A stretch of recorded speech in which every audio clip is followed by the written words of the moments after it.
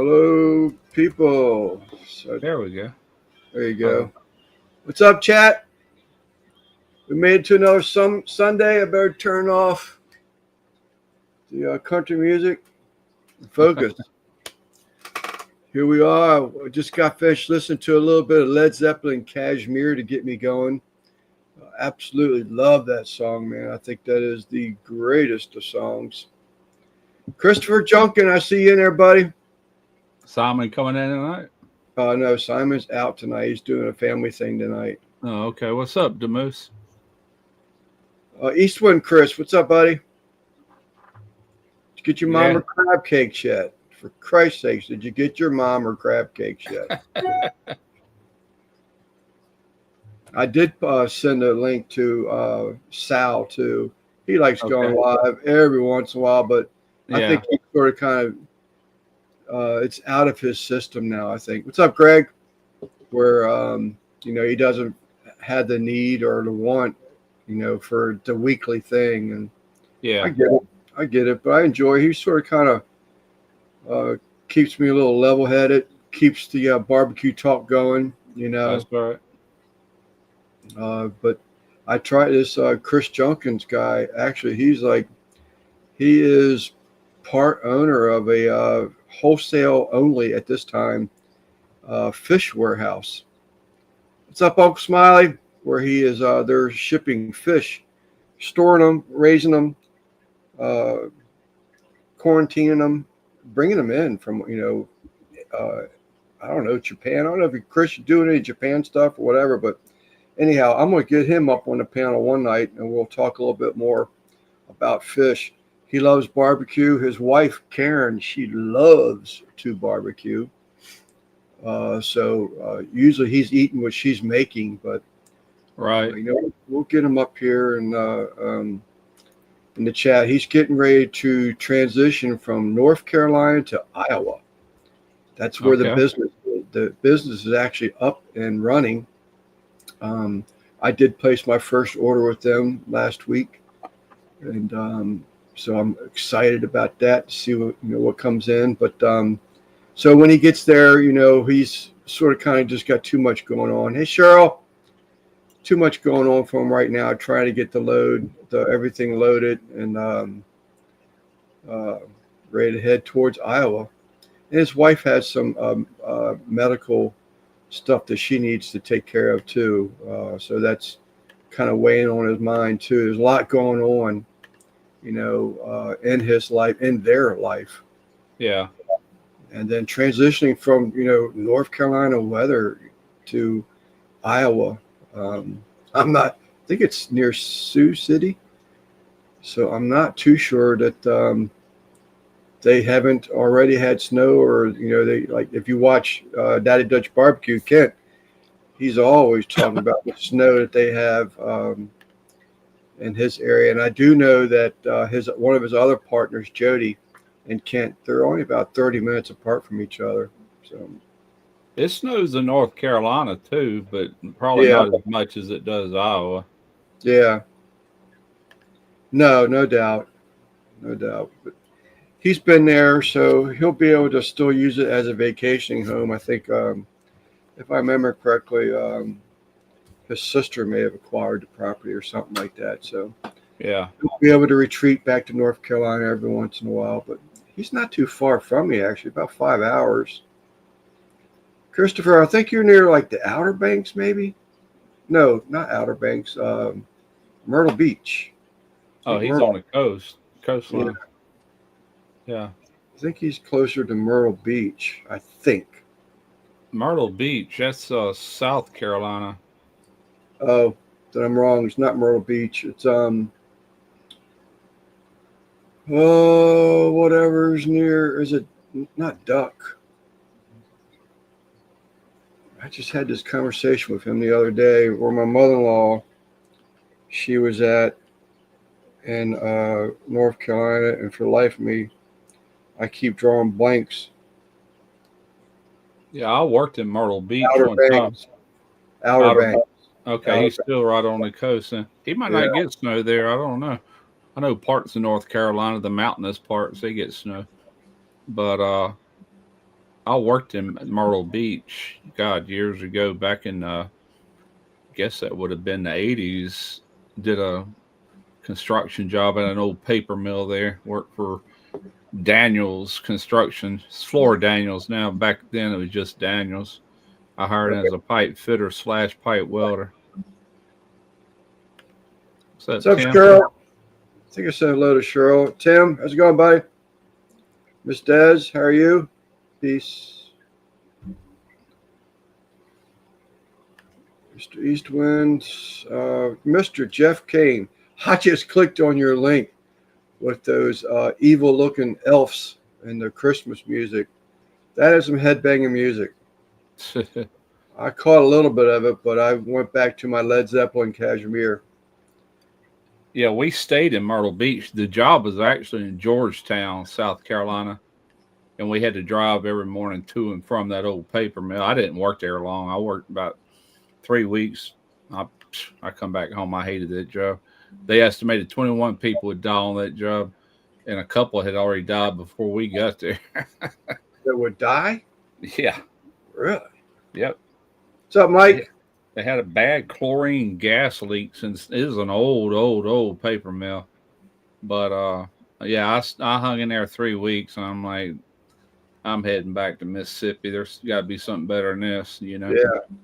Just so, do all paper plants have that funk in the air outside the plants? I know we had the International Paper Plant in Moss Point for many years. It's been closed down now for many years. But what we smelled, like on a fall morning, we'd catch a whiff of that Pogey plant, which was pretty close to the paper mill, but it wasn't the paper mill we was smelling. It was a Pogey plant.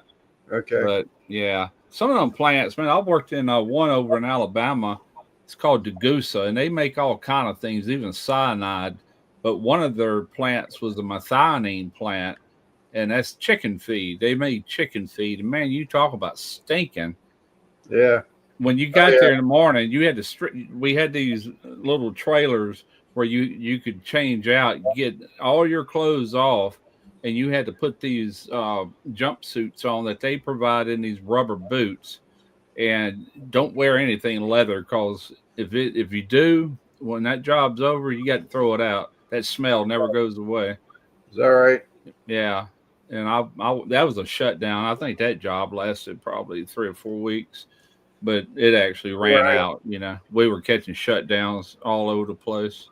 Yeah, we used to, when you go in Delaware, if you go to Ocean City, it was a Tyson's, because Tyson's corner, the chickens and all that were raised at one time. I don't know if that's the way it is now, but it's like you say, you go past there in the summertime, and it's like, oh my God, that smell.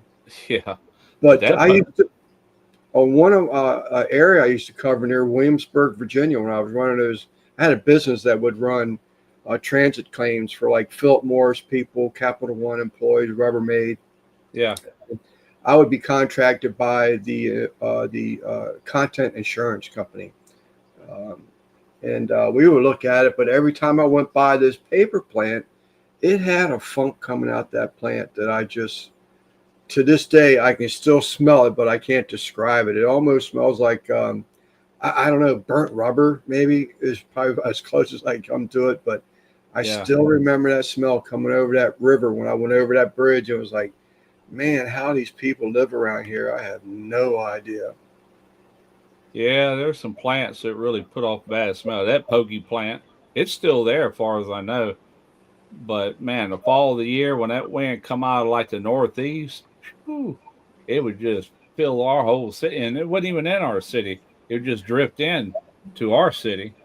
Right. I would say the city name, but I don't want to excite Chris. So. Pascagoula? Yeah, Pascagoula. It would drift from Escatawba into Moss Point right on into Pascagoula. Right. Yeah. We'd be at the shipyard and you could smell it there. Like, you could almost taste it. It was so thick. And it's just fish. You know, they made fertilizer and stuff out of that mess. Ugh. Yeah. Terrible. Well, around here, the farmers and all that, they spread their fields with manures, like chicken manures and stuff like that. Yeah. The chicken manure is pretty hot, so there's more of a horse manure. Right. use, but I think it's actually a mixture. But man, on a hot summer day, you drive by them farms, and I can remember my mom to this day. She would say, "Don't lick your lips. You're liable to taste what you smell." That was the Yeah. first thing. I remember that to this day. Don't lick your lips. You I know, I never done it, so I didn't know. But a lot of people have these. What do you call it? Mulch? Not mulch. Where you put all your scraps. And what do you call that? Where um, you make a big pile of crap. I can't think of the word. I want to say mulch, but it ain't mulch. malt. It's where you take everything like you discard in your kitchen, like eggshells, banana peel, whatever. Compost. Yeah, compost. And I was watching this. Them people up there in North Carolina, I used to watch quite a bit. That couple there, they Mm. had them piles. They had a thermometer, man. This thing was like 3 or 4 foot long, and they would shove in the middle. That stuff gets hot. You know, when Yeah, it's active, yeah, it heats up. I'm like, wow, yeah. I never knew that. Yeah, compost pile. That's it. They say that mulch actually will do that too as it decomposes. Yeah, If you keep a mulch pile, I mean big piles, because there's some areas that really stockpile a lot of mulch, yeah, and if they don't turn it, to keep it moving, that it will actually, as it um, decays, I guess it just creates a heat and heat and heat. There is a place up near PG County. They actually, it's been about maybe close to 10 years ago, but they actually had a fire in a mulch pile where it finally yeah. was enough to ignite. That's what he was saying about that compost, and they had to move it around and stuff like that. You know, yeah, it was pretty wild. I never knew that. That was something like well, Ryan right here, him and CR Fish will be able to relate to it, but like, well, maybe not them because they're automotive, but like for furniture, if you use like your rags for staining and stuff Yeah, like that, you can't, they actually have a specific waste bin for it because they will ignite the same way. I tell you what, I witnessed one time. This years ago, I worked at an apartment complex as a maintenance man. And at that time, I was being trained by a guy. He was a supervisor. I eventually took his job. He left. But anyway, he was making this little, he had one of them little sailboats that had like a plastic hull, that I think some cigarette company, you could win it or whatever. But he had that little boat, and he converted it into like a little bass boat. And me and him actually went fishing in it. But he was finishing off some wood, and he was using linseed oil, and he took a regular sponge and rubbed that linseed oil on there and threw that sponge off to the side. And a little while later, that sponge got to smoking and lit on fire. I've always heard of oily rags that can Yeah, catch on fire. Never seen it, but I seen that. Do not use a sponge with linseed oil. yeah, I have seen rags actually start to smoke. Really. Yeah, rags, but I'm kind of careful because I have a bunch of shop rags right here in the garage, and they get oily and stuff. And I yeah, usually just take them and throw them out there in the dumpster. I guess what I should do is actually put them in a metal can or something, just in yeah. case. I always just open them up, lay them out flat, let them hang over something, let them get some air to them where they go dry.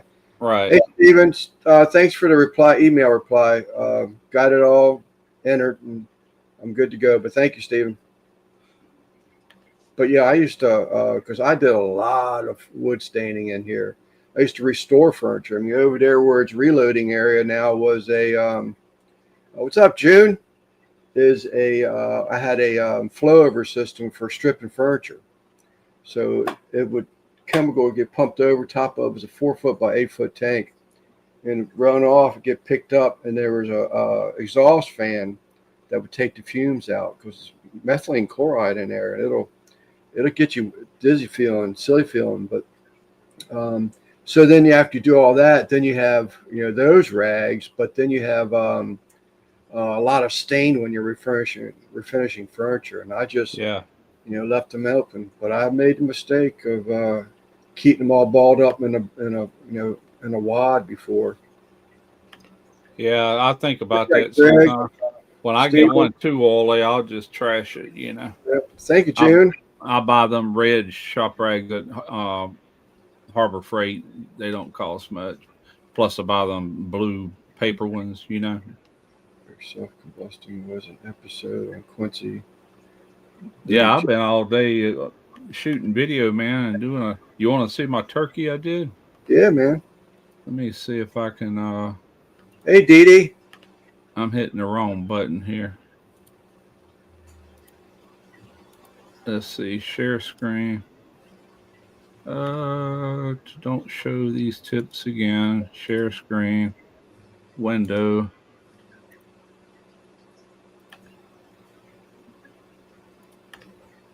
Is it down there? Yep, there it is. Just popped in. Yep. There you go. Man, that thing was good. Was That's it? the yeah Cajun. I injected it with Tony Chachere's, and then I Right? used I used a Creole butter?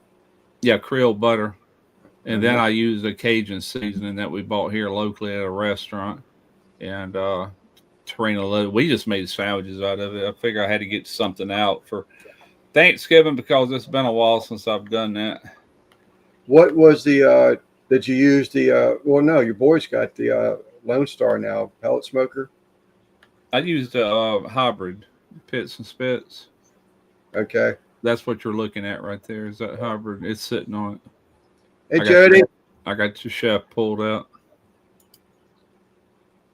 There's the other partner of that fish adventure we just saw, Chris Junkin in here from. This is one of the partners too, Tropical Fish Company. That was only a 10-pound turkey. Tarina got it at work. They gave every employee a turkey. I said, well, heck, 10 pounds is perfect because it's just me and her. And she made a sandwich, and I came in after putting everything up, and I made a sandwich. I heard you say not long ago that you don't like cranberry sauce, like in a can.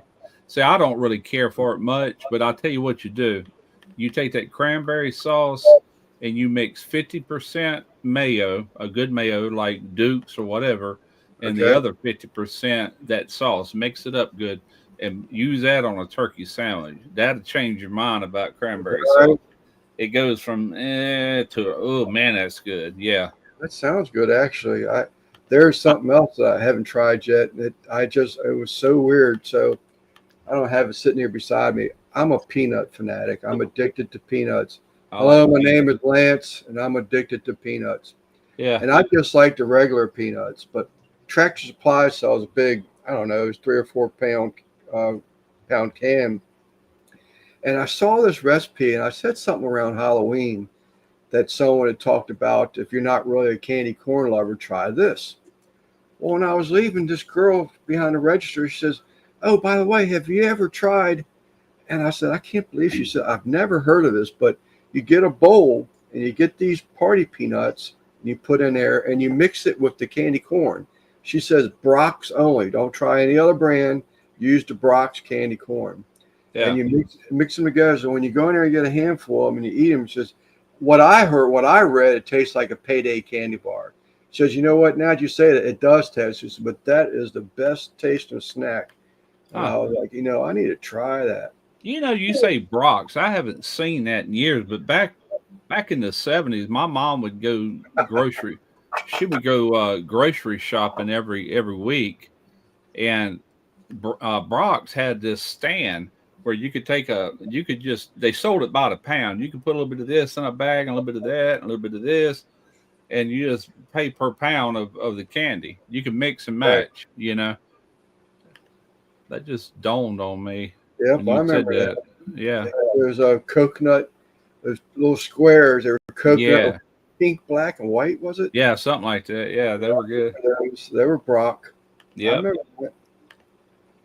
It's weird because my granddaughter was in here. She came in to get an update on my fish tanks. I added a couple more fish tanks. I said earlier, I got some fish coming in from Tropical Fish Company, and I was showing her those, and hopefully I get some fish from Branton later on. But she just stopped by with my wife. They went to my youngest daughter had a baby shower yesterday, and so when they came back, they came in here for a little while, and And I caught myself. I was sitting here. So my granddaughter is dating a boy. She got her first boyfriend, and that was one of the things that they stopped by here. Nana wanted her to tell Papa about her boyfriend. And I guess she thought I was going to like react like, you what? She's 16 years old now. She can have boyfriends, but Yeah. but anyhow, it just so happens that I know this boy's family from. I drove, as I told everybody knows, I retired from UPS, but this particular area, I delivered there for about 6 years. So I really got to know a lot of those people. Well, I know this young man's grandparents and stuff. So I started telling her stories, and she was texting him left and right, and he was replying back, said, "That's my grandfather, and that's this and that." Oh yeah, but he couldn't believe it. But I just sitting there telling my daughter or my granddaughter, I said, "Man," I said, I love sitting down and listening to stories that older people, I should say older people would tell you. I could listen to those types of stories all day. I had a really good friend of mine. He's actually a customer. Dale, he just passed away about a month ago, and he was one of those people. He could tell stories, and I'm telling you, I could sit there and listen to him all day. But then I was sitting there talking to my granddaughter. I said, "Oh, you know what? I'm that person now." And I told her, I said, "I can't believe it." I said, "I never thought I would be it would come so quickly that I was the person that was telling those stories, and because I'm filling her head with all this information about her new boyfriend, maybe boyfriend, she calls him, but yeah." We'll see. But it was fun. That just, man, getting old is just, I guess there's some benefits to it. You get to bring people up to speed the way things used to be. My son, youngest son, he ain't doing a turkey this year. He sent me this picture. He went to the Butcher on Tucker, is the name of the place. That's two briskets, man. Hold up. How did I do that? There it is. He bought them today. Is that right? If I make it smaller, I think he bought them two steaks right there just for them to eat tonight. But yeah, I'm like, holy crap, dude, who's gonna eat all that? That's a lot of brisket. That is a lot of brisket. I guess he'll do them on the pellet, the LSG pellet grill. He's gotten a lot of use out of that. That's true, DD. You're going to get old no matter what. I always had this saying that, and there was an older guy that told me this, is don't grow up. It's a trap. And I've adopted that saying for some reason. Every time I have the opportunity to say it, I say it. But yeah, it goes by in a hurry, man. My mom used to tell me that when I was just a teenager. The older you get, the faster it goes. Yeah. And, even when I was in my 30s and even 40s, it just seemed like it was trudging along. But when I hit 50, something changed, man. I was like, whoa, shoot, I'm 50. Yeah. And that was 16 years ago, I was saying that, almost 17 years ago. Yeah. Be 17 years in another week. I try to act silly, and just to sort of blow it off, because I do believe it's just a number. Yeah, you're going to slow down, Yeah, I can't jump from, 10 foot down. Now it's got to be, 1 foot down. I was having that conversation with Derek, my oldest son, yesterday, and he just got a new job over here in Pascagoula at a place. There's a lot of boat yards and shipyards, as you know, around there. Anyway, they're working nothing but Navy contracts, but not big ships, smaller boats and stuff.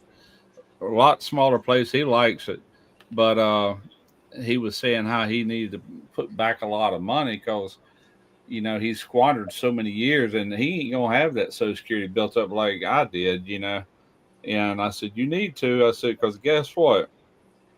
You're gonna be my age before you even know what happened. First off, I said, second off, you're gonna reach a point that you're gonna realize that you can't do what you used to do. Right.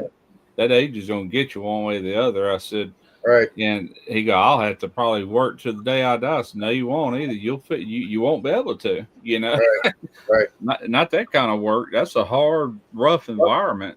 Right. But what where I made a mistake is I took that stinking foreman's job and I worked it for 9 years.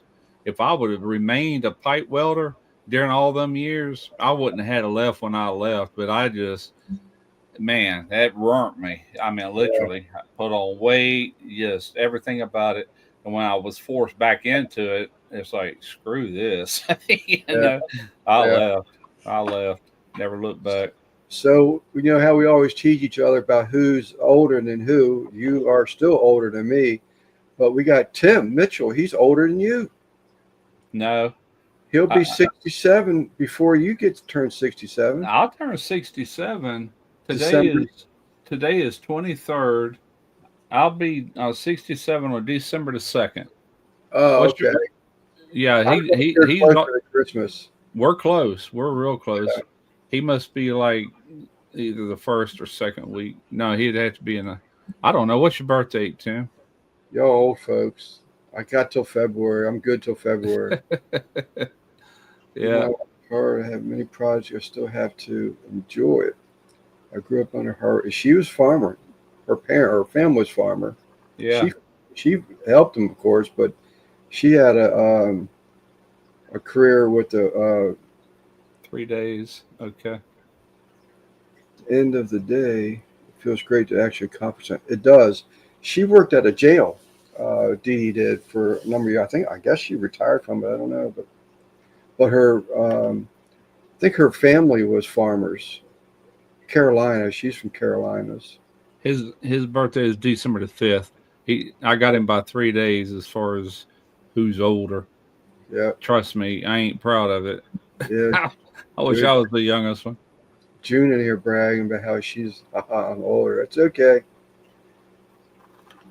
Yeah, birthdays don't mean nothing to me. I don't even like them when they roll around. It's like, another year. 3 days. Okay. What's gonna really sting is when that 7-0 rolls around if I make it that Oh long. man, don't even talk about that. Yeah, you can't have that attitude. That's for sure. Oh my God, I had to ask my son to be sure about my But I safety. look at some of these actors like Billy Bob Thornton. Billy Oh, Bob Thornton, he's already 70, and then Sam Elliott, he's also going to be in that show Landman this year, and or is, and hell, he's like 78, I think, or something. I said, oh well, I might still have a few good years left in me. yeah. No, I gotta hope for that, But here she is. Here, 30 years with the state prison. Granddaddy was a tobacco farmer, and Daddy was a commercial fisherman. Okay. I knew that both of them were in there somewhere, a waterman and farmer. I wasn't sure if it was more waterman or more farming. My dad lived to be almost 90. He like 1 month being 90. My mother passed away at 77, but that's still a long time. I mean, there's longevity on both sides, really. Yeah, I got a cousin like that, June, and she's in Charlotte, North Carolina, and she's like that. She will send you a text, a card. I don't care if it was the day that you met your wife and you started dating. She knows all that stuff, and you can best expect some type of a card or a messenger or a text from her. Same prisoners. Oh, for 30 years? Sure corrects me all the time on my age. Yeah, you sort of, I don't know, it's just something I can't forget how old I am. But you talked about sayings and stuff like that a couple minutes ago. There was one, and I didn't understand it. It's a TV commercial for like a life insurance company, and these older couple were in there. They were, obviously part of the commercial. But she made a statement. She said that as you get older, your world gets smaller, and I never understood that. But then, if you think about it, there's people passing, friends that pass before you, family members that pass before you. Yeah. As you get older, there's few of those people in your world. So, and that's what it was all about. But I never understood this. What does that mean? Well, not just that. I mean, if you think back, all the people you were friends with throughout your life, junior high, then high school, how many do you really still see on a regular basis? I only got a couple out of all the people I used to run with, you know, and I don't know if them other people were dead or alive or what, you know, it's just Yeah. even family. I don't know about all family, but like my family, everybody just kind of, we see each other on Facebook a little bit, but we don't visit. We don't really do much of anything together, you know. Sad to say, but it's true. Everybody's got their own little life going on, you know. Yeah. I did meet up with my two older brothers a couple of years ago, and we all went out and ate. And that was the first time since my father passed away that I even seen either one of them, you know. Uh, And I got two sisters, which one of them lives far off. You know, they actually made a trip down here. It's probably been 6 years ago, and she came, and her husband, they came and visited for a while. And matter of fact, it was the same day that I shot a video with A Bomb 79 YouTube channel, the machinist. He right. was over here, and we did stuff on the offset. We boiled crawfish, and my sister and her husband is here that day. Yeah. We were sitting there talking about I was Terry's about one guy in school, but as we're getting ready to go live, I say, hold on for a minute, Russ. That was one of my buddies. You know, we still, a lot of my friends, we still stay in touch with each other, but he Yeah. just checked in with me, and I've known him since 1974. Okay. So he just checked in with me. I called him, and he didn't answer the phone, so he just texted me, says, everything okay? So, but I stay in touch with a lot of them. You know, I've been fortunate Yeah. enough. My sister and my brother-in-law have uh, bought a second home in the mountain, West PA, and I actually enjoy being up there. Not only because of the area, there's just it's clean, it's quiet. Yeah.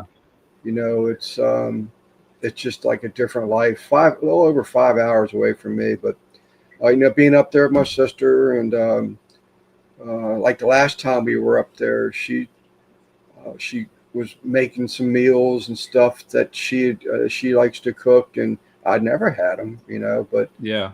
it's fun because now she's behind the stove, and you get to enjoy her meals, and that's a memory, you know. But Right. Yeah. I got one of my oldest friends, Ricky.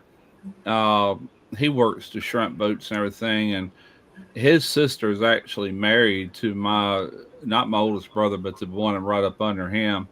And they got married right out of high school. So me and him were like best friends growing up, run the roads as teenagers. We both end up getting married, but we don't really see each other that often. But we talk on the phone fairly often. You know, he called me the other day, matter of fact.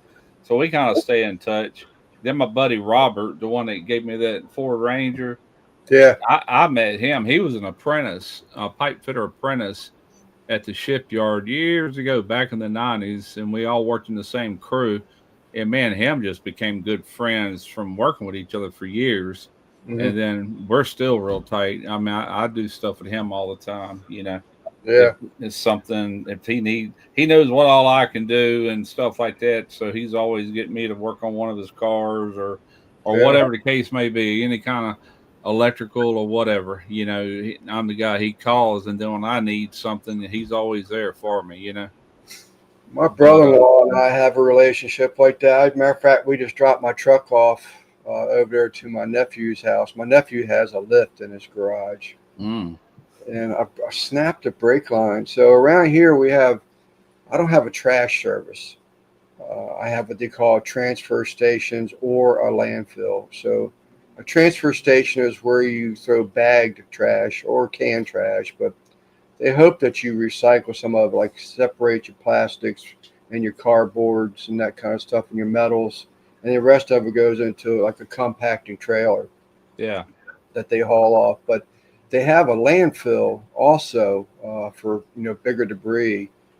But they had last weekend they had a hazmat. So if you had like old gasoline, oil, yard fertilizer, stuff like that, they really don't want going in, the dumpsters. And so I took it's only twice a year, and I had a load of it, lacquer thinner, lacquers when I was refinishing furniture. I just went to that cabinet, and then I went through a couple little sheds over here on the side, and it was all kinds of yard fertilizers and stuff that just yeah, I'm not going to use them. But I broke a daggone main brake line going up there, steel line. I was just minutes from that place, and my pedal was going to the floor. And I pulled over to a Tractor Supply and put a whole quart of brake fluid in there just to get me to that place and back home. But so Yeah, I hopefully remember you telling me that. hopefully it gets that fixed. And Yeah. then it goes Yeah. in. Have, the rocker panels replaced next weekend, cab corner. So I'm excited. Finally getting my truck back. There you go. Yeah. I was going to say something. I forgot what I was going to say. Couldn't have been too important. Second worst thing that happens to you when you get old. Yeah. Oh, I did that even when I was younger. Yeah. No news is good news. I do believe in that, June. I used to, had a couple of different businesses. And the last one that I've had was a home remodeling. And I always, wanted to make sure that my customers were happy with the work and all that. And I follow up with them, just customary. And my wife towards the end says, why are you doing that? So if they have a problem, they'll contact you. And she, just like Junior said, my wife was like that. She says, no news is good news. I stopped following up with people and just let them know before I left. If you have any problems, call me. Still there, Russ? There you are. Yeah, I had to refresh my drink here. So that's going to be, I guess, Chad's doing the Thanksgiving cook. So that was your one and done turkey. Yeah, that was just for video. We'll leave Yeah. a few days on it. And I was asking her, did she want me to freeze dry it like I did last year? She said, why don't we just slice it up, vacuum seal it, and freeze it? Since we already got all that. I said, okay, we'll do that. So we got to touch base with this freeze dried thing again. And so I don't remember it verbatim, but it was a chicken leg. Was it chicken leg? I did. Leg? Last year, I smoked a turkey on that El Patron, bigger turkey than what I had this year. Did it on that rotisserie. When we got through, we ate dinner off that meat. And then the next day, I put it in the refrigerator. The next day, I carved every piece of that meat off the carcass, and I layered it in my trays on my freeze dryer, one layer, and I let it freeze dry for 2 days. It took it to fully dehydrate and freeze dry. Right. And then they got special Mylar bags that you put it in along with a oxygen absorber. And I sealed all them up and I put them in a bag that's up here. And I don't know, month and a half, 2 months maybe. I took one of them. I just wanted to try it. I ripped one of them open and it was the turkey wings. So I said, crap, I wanted some breast meat. So I ripped another one up that had the breast meat. And I don't know why I didn't look. I wrote down what it was, but I had already opened them wings. There's only 2 of them in there. I dropped 2 wings in one bag off that turkey. And reconstituted it by putting them in water, reabsorbed them. Took minutes. I mean, just literally minutes. And it was like fresh meat again. You could smell the smoke. I'm like, holy crap.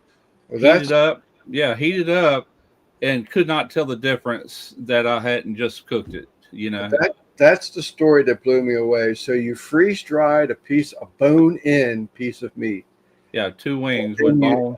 So if you did this or this, it would just crumble, correct? Right, while it was freeze dried. Right. Yeah. So the bone probably wouldn't. So you added it to water, and now it's totally edible. And yeah, I tell you what it feels like when it's freeze dried. It feels like styrofoam, and it can break as easy as styrofoam. But when you put it in that water, it just absorbs it like a sponge. Then all of a sudden, it's loose and floppy, and it's meat. It's like it's crazy. It's a great way for putting back food, and it could last 25 years. Turkey breast, definitely. The more fat in something, the less years it can last, But it's crazy. I need to use it more often. It's amazing. You were telling that story the other day. I was like, no way, man. It's just something about the bone in. It just mind blowing to me. But Yep. That's really cool. So, so you smoked this, but what did you, was it like an oak, I'm assuming? What's up, Gary? What Oak with on the my turkey, on the today's turkey? turkey? I use hickory on everything now. I buy the boxes of wood, and it's little small splits. They're not great big like I used to buy, so I have to use more of them. But hickory, I use hickory on everything. You know. Yeah, I'm going to use, I don't know. I went today after dropping the truck off because the wife had to follow me over there. I went to the new grocery store and they had turkeys in there for 26 cents a pound. But I should have read the whole thing. She said, "You didn't get it, the turkey for 26 cents a pound. You got credit on your point accumulation, so something like that, 26 Oh, cents a pound." The smallest bird I could find up there today was 14 pounds. But I have, I want to do it. I want to do I think I'm doing a garlic citrus butter that I'm going to rub the meat under the skin. But yeah. I want to use my Weber rotisserie unit, but I'm afraid that bird might be too heavy for it. I don't know that El Patron. That's got a 3/4 inch skewer. That joker can hold two turkeys, no problem. You know, Yeah, which Derek's got it now. Derek's got that pit, but it's 22 pounds. Yeah, he's supposed to done some videos for me with it, you know, as a part of our deal. But he shot some videos. He's got them. He has no way to edit right now until he gets another computer. He's got a computer, but it was issued to a company, and he can't just put any kind of software. They got some kind of crap inside it that prevents him. He'd have to change a hard drive out and start over, you know, right, right. or wipe it clean somehow. Maybe Dutch. Dutch, if you're listening in here, what was the heaviest bird you remember putting on a Weber rotisserie unit? You may have some, and I'll research it. I just been tinkering around here a little bit. I got a Christmas card together. I was watching a YouTube channel, and there is a channel that was watching and viewing Christmas cards this week, and this gentleman was truly enthused by the amount of Christmas cards that he receives. And I mean, he likes the artwork. He enjoys just reading them. And I did get him a Christmas card addressed and everything that I'll be sending him out. But got that done. Went grocery shopping and then I had dinner since when I got home. But that's about it. Played on the computer some more, trying to Yeah. catch up with things. But hopefully I'll get back to cooking next week. I've got a lot of grill. Belt Loop says, Weber Grill says 20 pounds. That would be nice. I meant to say that in my video today and I forgot. I always say that like when you deep fry a turkey, you want the smaller turkeys, 10, 12 pounds, Yeah, 14 pounds max because of the process to make sure it gets completely done and the right, outside's just right. A 12-pound turkey works good. So, you know, for really big gatherings, that's not enough. So what I always recommend, instead of getting one big, huge turkey, get two smaller ones because now you got double everything, double legs, double wings, double breasts, everything, more thighs. You know, you get the same amount of meat. I meant to have said that in my video today because of the time it took, you know, for a 10 pound, it took 4.5 hours on a 10 pound turkey. That seems a little long. I think at the beginning I said I estimate it's going to take 3.5 to 4 hours, and it took an extra 30 minutes to get it up to temp. But you know, I was mainly wanting to say that for any beginners because they just don't know like right. how long has it got to cook. Now I did talk about that, and you know I said I don't cook by time with poultry or anything that's temperature sensitive. You got to cook by temperature. If you're Right. doing a brisket or pulled pork or anything like that, you cook to probe tender to the tenderness you want it. You know, throw the thermometer out the door. It don't do you no good at that point because you're going to shoot it way over what is acceptable beef. I mean, it can be ate at 145. You know what I'm saying? But you try to eat a brisket at 145, that ain't gonna happen. About 205 to 210 degrees, maybe. Then you're talking. you know. Right. Right. But I was trying to make them points, but I forgot to say that, about get two turkeys instead of one. Get Yeah. two smaller ones. It'll cut down on the cooking time too. I Yeah. mean, you got two turkeys in the same smoker. It might slow it down a little bit because of the extra. What's the word I'm looking for? Can't think of it. But overall, both of them be cooking at the same rate. Right. You'll get two done quicker, and you get one big 24-pound turkey done, guaranteed. Yeah. More surface area. I don't know. Thanks, Gary, for looking that up too. Yeah, not surface area. That ain't the word I was looking for, but it don't matter. Compost. I'm not guilty, but I was wondering if you touched base on that, and that's like my logo. My logo, when I had that comic guy do my logo, I specifically said I want no hands on that clock. It's not a timed cook. It's cook to tenderness and or temp, but not by the watch. Right. Yeah, a lot of people that don't know, they just said, "Well, how long do I need to cook it?" They think they put it in there for X amount of time and it's done. That ain't true. Depends on the smoker, depends on the weight of the bird. I'm talking about any kind of meat, really. You can't go by time, period. Right. But I did give them a ballpark. I told them how long that took. I said, some people want to know just to where they know when to start, but right. I didn't. I forgot to mention that was only 10 pounds again, right. And like if you got a 14-pound, you're because I only ran it at 275 until it was getting real close. The last 30, 45 minutes, I blasted it at 325, to kind of help that skin out.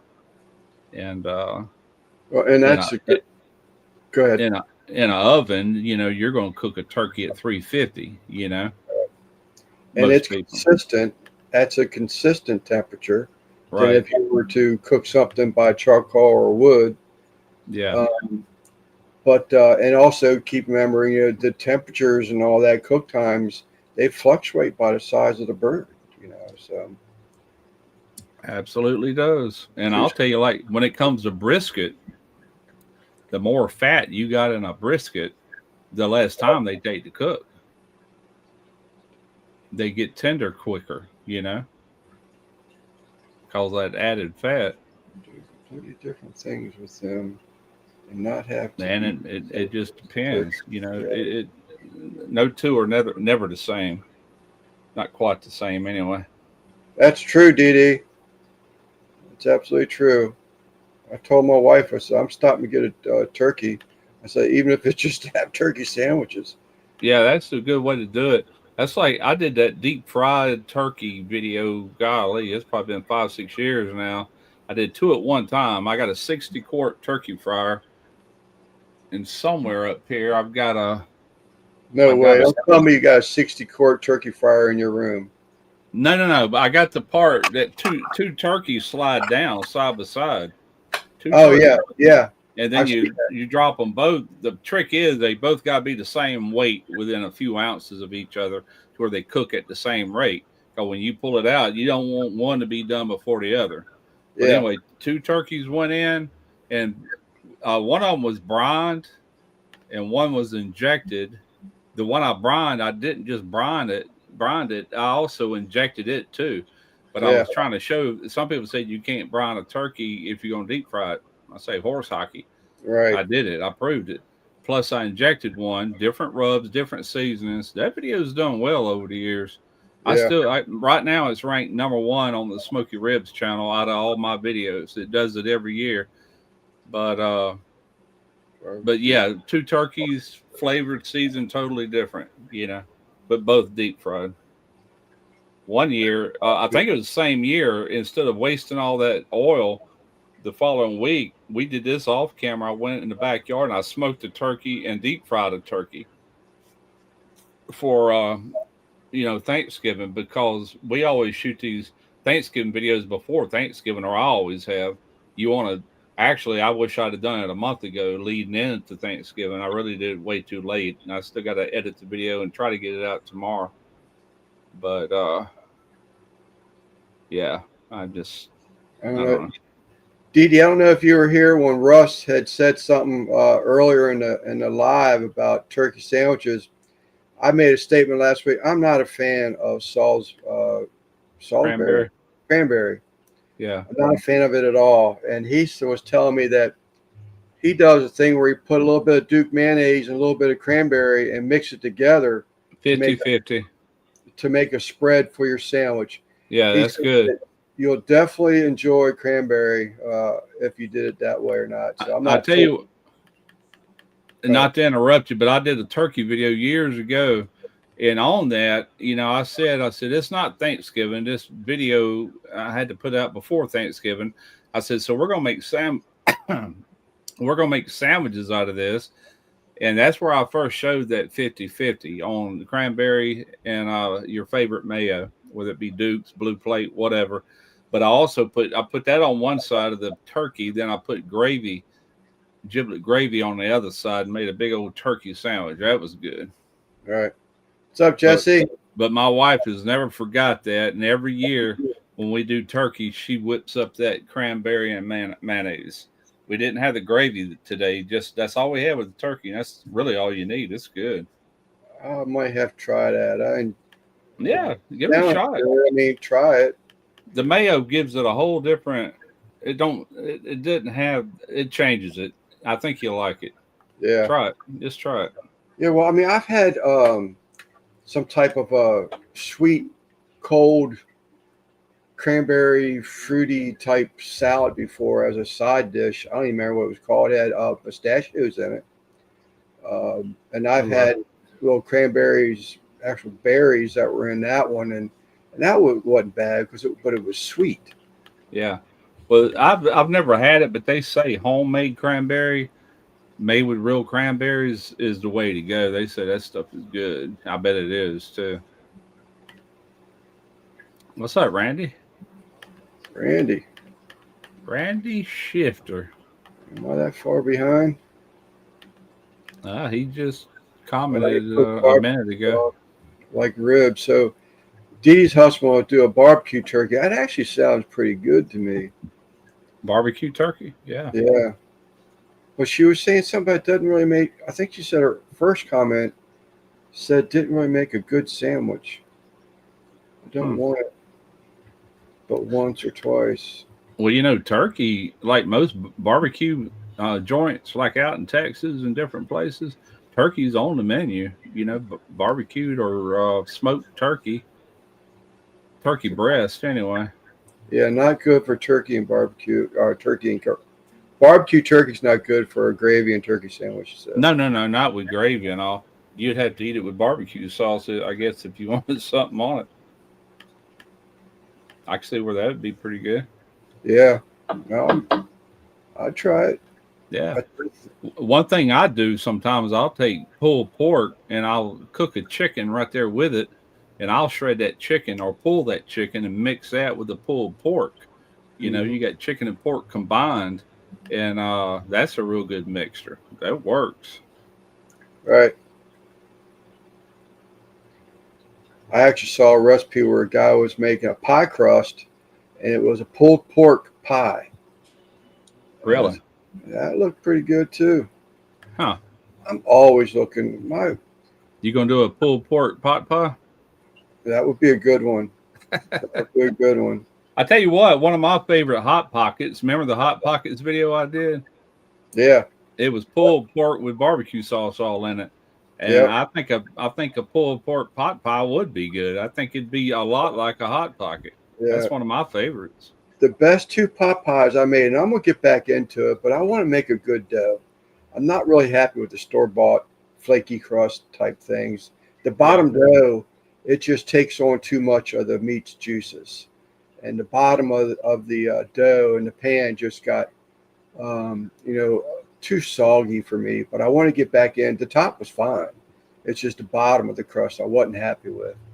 Yeah. But My two favorite pot pies I made was a breakfast pot pie. I Mm-hmm. thought that was great with the white gravy, and then the seafood one with the shrimp and broccoli and all that was a really good one too. I really enjoyed Yeah. that too. But I'll get back into them. I enjoy them. I'm going to also research. Let me ask the chat. Chat, when you get a pot pie, do you turn it upside down on your plate so the bottom's facing up, or do you eat it top of the shell up and you eat it down into the pan like that? Are you scooping it out, or do you flop it over and take the full pan off of it, whatever's cooked in it, eat it from the bottom? I'll tell you what I do. I flip it over into the bowl to where the bottom is showing when I eat it. Yep. But if I'm taking thumbnails for video, it's gonna be upright like it should be. Right. maybe that's the trick then. Yeah. Because I got criticized. I've always turned my Popeyes upside down on the plate and I just do dig in. too. I've I put it in a always. bowl. I I flip can't it. tell you how many people have messaged me or texted me and said, "What the hell are you doing?" They were talking about the thumbnail. Yeah. I read a comment something about living in Kansas City, if you need sauce, it ain't barbecue, right? It's Not got to be. necessarily. That's just if you like sauce. Now, there's some things I wouldn't dare put sauce on, like brisket. It ain't getting no sauce. But like pulled pork sandwich, I want sauce on it. It ain't barbecued, right? It's just I like sauce on it. That's like the condiment that goes with it on a sandwich, you know? Yeah. So Dee Dee says she clarified you just can't mix them. I get it. But I do love a deep fried one. I've never had a barbecue turkey. Deep fried, I really enjoy deep fried turkey. I never have been much of a sauce guy anyway. It really depends on what I'm eating, you know. Gravy. Sandwiches, yeah. Anything else, nah. I like dry ribs. I don't really like sauced ribs. I like them without sauce. I bet you can, Dee Dee. Just the way, where you were raised and all that. I bet you can. My buddy just, his wife made chicken pot pies. Her brother-in-law made a post. So his sister-in-law made fresh homemade chicken pot pies back in October. She brought them to Maryland, and they had some chicken pot pies. Well, I won't mention his name because I don't want him to be embarrassed or anything. But he posted on Facebook that he just warmed up that pot pie. He said it was a little fuzzy. He said, but that was all right. He said, but that was a damn good chicken pot pie that she had made. And What's up, Betty? she replied back saying, I brought that pot pie to you back in October, and he said, well, I put it in the refrigerator, but no, I love a pot pie, but I don't know if I'm going to go that far. Yeah. I read another about steak. No, I don't put any kind of sauce on steak. Not a good steak, anyway. Crust is last bite. Yeah. It's all in what you like, I guess. There's different strokes for different folks. Yeah. So she's like me. So I'll eat it, but I do want that little crust on the end, around the perimeter of it to be like one of my last bites too. I actually eat it the same way. Top facing up. I didn't realize anyone did it different. Steven, stop.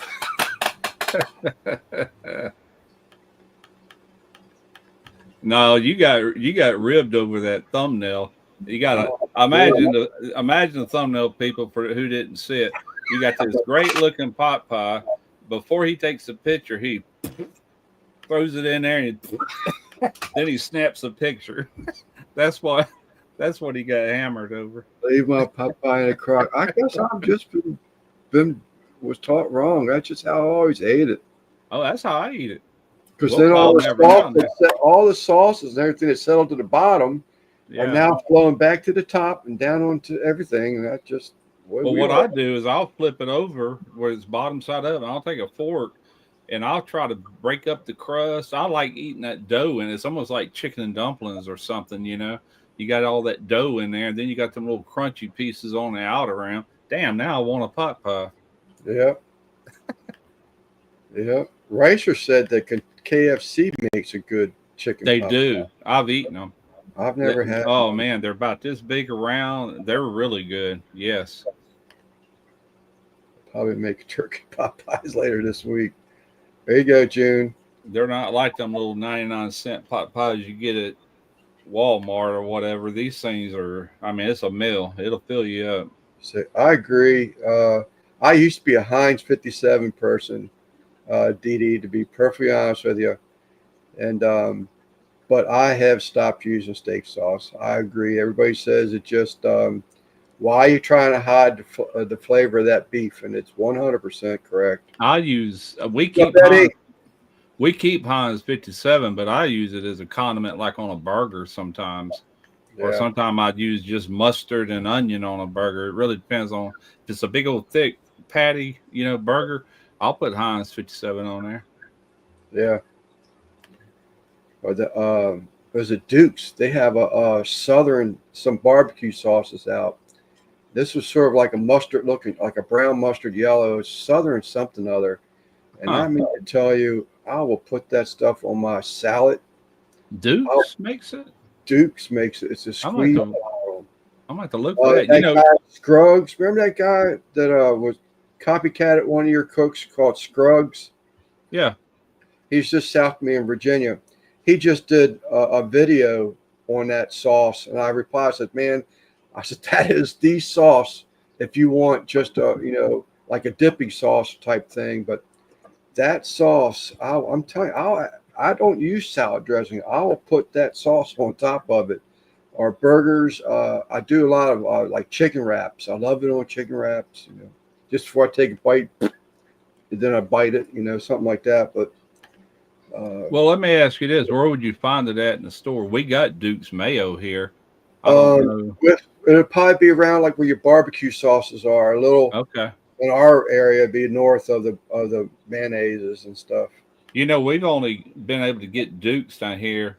I'll tell you a little story. When I was out in Virginia, I was able to buy it. You could not buy it here then. That was in 2012.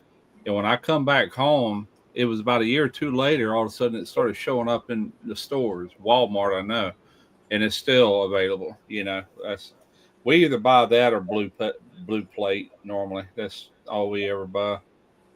But Didi, go is here. Biscuitville still a thing where you're at?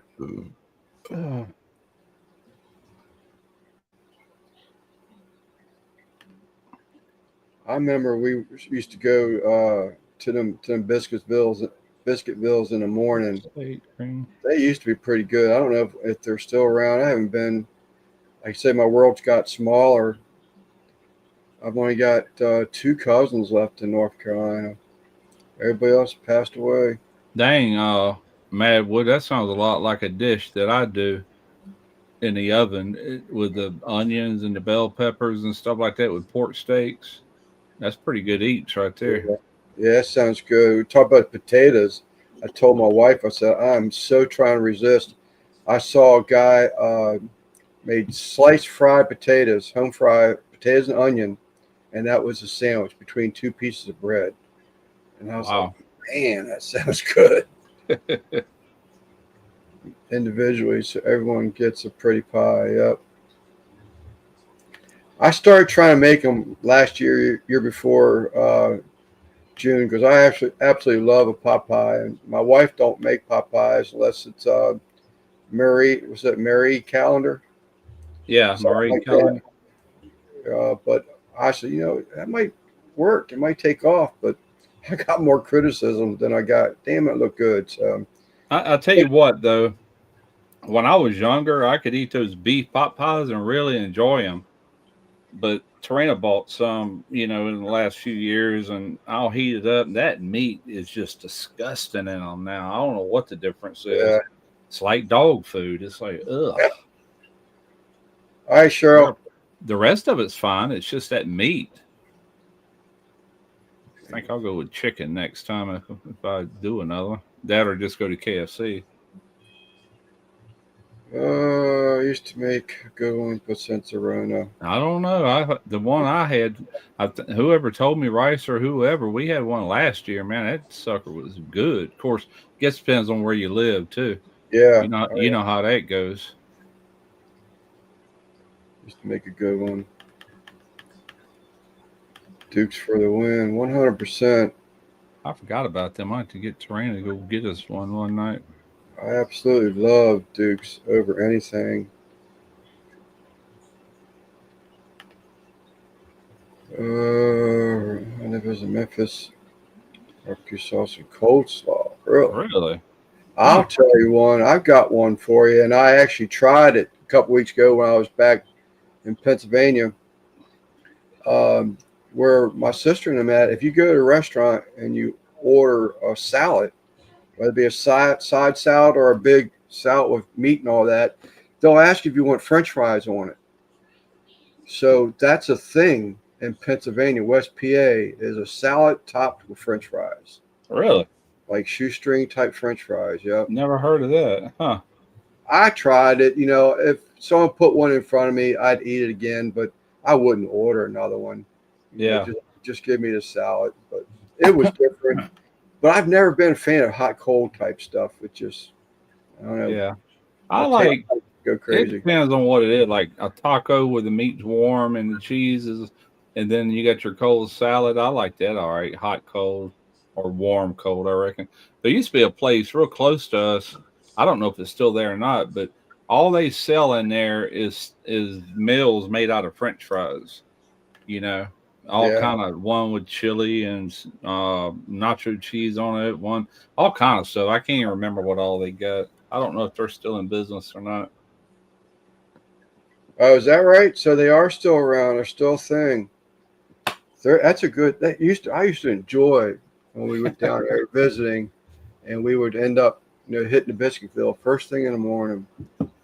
My aunt, when I would go down there, it was my uncle that lived up here. He's passed now, but we used to. I drove for UPS, and on my route, I had Captain Leonard Seafood, and I'd go there as a line boy. I said, I want going south to my aunt's this evening. I'd give him some notice.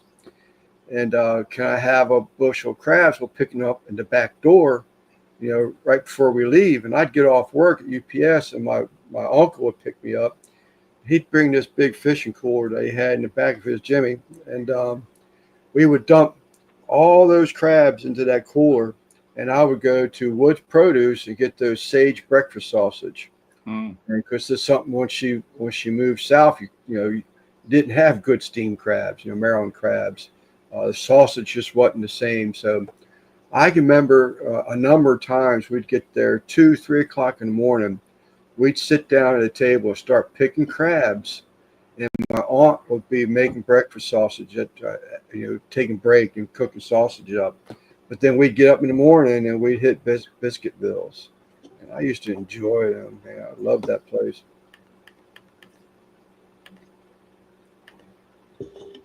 It's like my pumpkin trifle. Oh boy, my center of my back is killing me. I guess it's from being outside all day doing that. Few people get some, but it's looking like a messy mix. I haven't heard that one.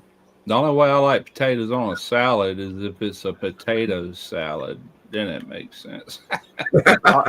I love a good potato salad. That's one of the sides we use for barbecue. That and barbecue baked beans. Party cup. Where are the Mexicans tonight? Don't know. Never have heard of a Biscuitville.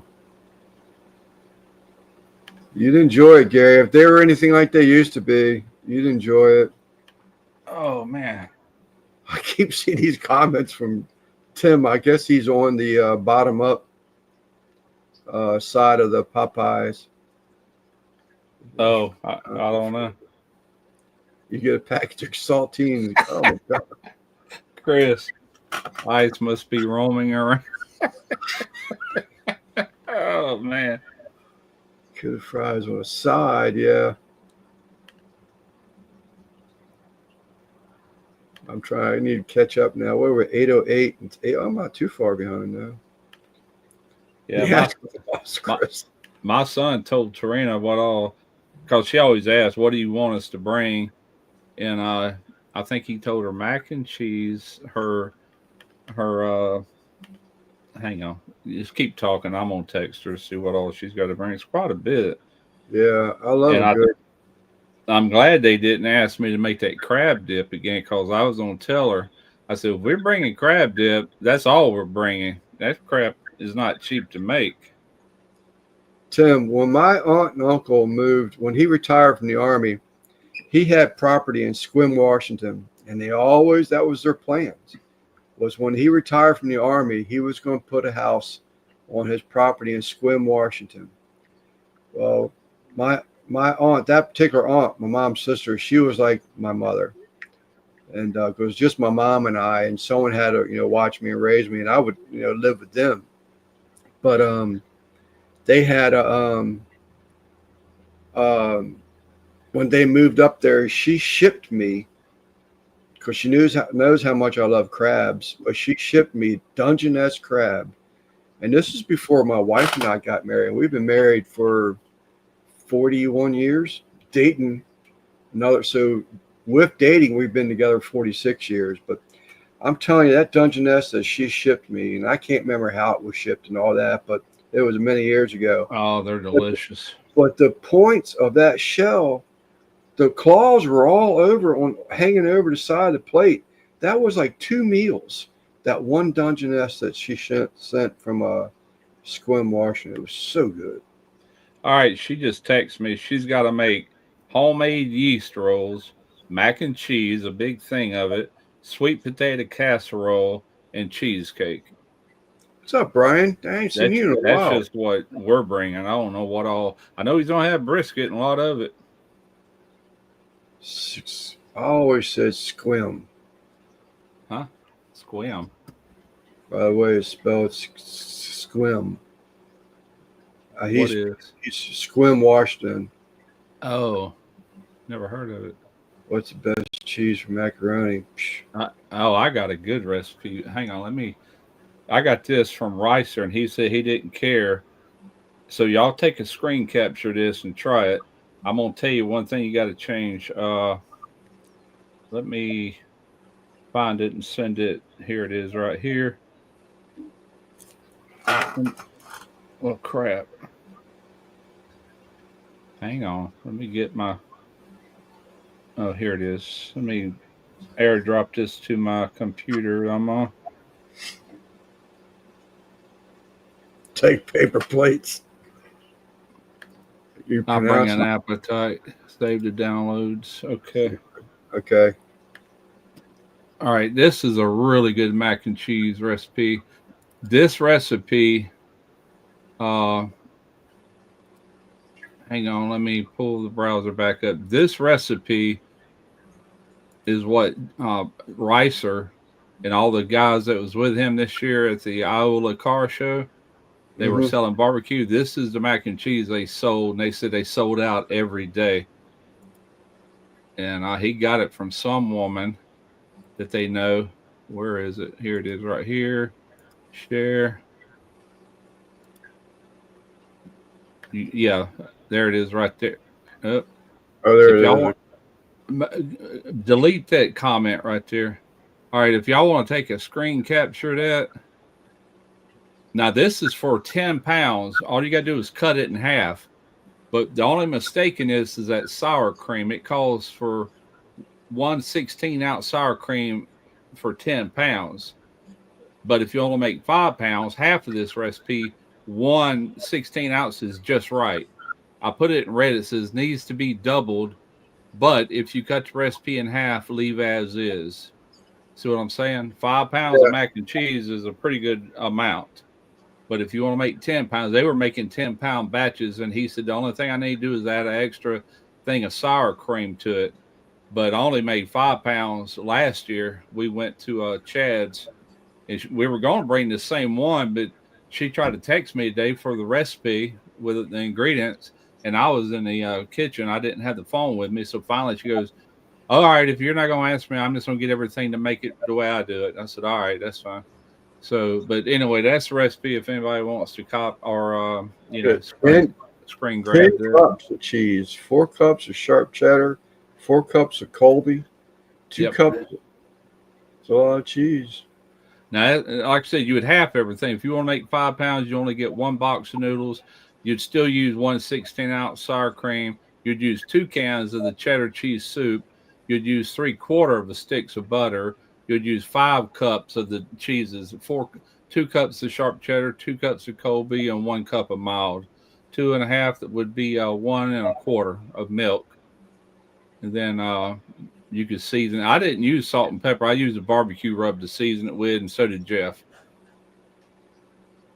Matter of fact, he used that honey chipotle rub. And it's good. That's a really good mac and cheese.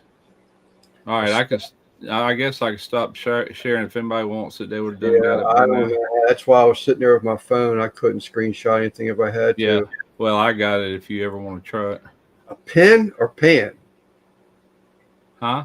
Pan. Okay. I was trying to clarify Chris's comment. Use one, just the little aluminum foil pans, 1.5 inch, 2 inches deep, yay big. If 10 pounds would be really big, it would hold a lot. Yeah. But I should have wrote that in red too. Instead of salt and pepper, you could use salt and pepper, but instead take that honey chipotle rub. The one I got, the one he uses, made by Suckle Busters. I ended up buying one from Heath Riles. Y'all see me probably use that in some of my recent videos because I had some left. But just put a layer across the top, not heavy, just kind of across the top. Stir it all in. Spot on. Night, baby. Night. Night, Trina. They say good night. Lance said good night. Yeah, I know you got Yeah. a headset on. She can't hear me, so I waved my hand. Yeah, I was hearing a little bit of echo earlier, but that's the only reason I put these on. Arm up, my camera's outside. So, Eastwind, did you make that pea soup? I saw a comment last weekend, and I didn't read over it to whether you made it or not. Types of cheese, but never tried sour cream, and now I never had either, but I'm telling you, even that soup, that cheddar soup, whatever, I said I've never had mac and cheese with none of that, but it's good. Everybody complimented me on it last year. Like I said, Ricer, they were selling it, and they would sell out on the mac and cheese, but not the barbecue. It's like, go figure. you made 3 gallons of that stuff. You know damn well you didn't make no 16 gallons of it, unless you made 16 gallons already this season. I never had split pea soup. I never have either. I've never had it. My mom never made it. I mean, we had field peas and stuff out of the garden or the field, lima beans. That's like the onion soup that was a conversation last week. I vaguely remember something about onion soup, but if I've tried it, it was one time. Yeah. I've never tried onion soup. I remember a brown broth. That's about it. I mean, it was good. I would try it again for what I remember. I have memories like liver, having liver the first time, and Brussels sprouts. I'll never touch them again. Yeah. And I don't remember that about the onion soup, but yeah. I say that about Brussels sprouts. That's a lie, because about 2 years ago, I said, you know what? I need to try Brussels sprouts a different way. When it was my mom and I, that was what we could eat. I can remember sitting here, having to walk up to that produce thing and just watch her with that plastic bag, dropping them damn golf balls into that plastic bag. And I knew later on I was going to have to smell them things cook and eat them. Yeah. And all she would do was boil them, slice them in half, put them on your plate. And if you didn't eat them, you weren't getting up from the table. That's the way. The only time I ever had them, but I got to, other people like, man, you're doing it wrong. Like use bacon grease and like do them on an open grill. I can see where that would probably be 100 times better than just boiled right, Brussels sprouts. I can't stand them. Can't stand the smell.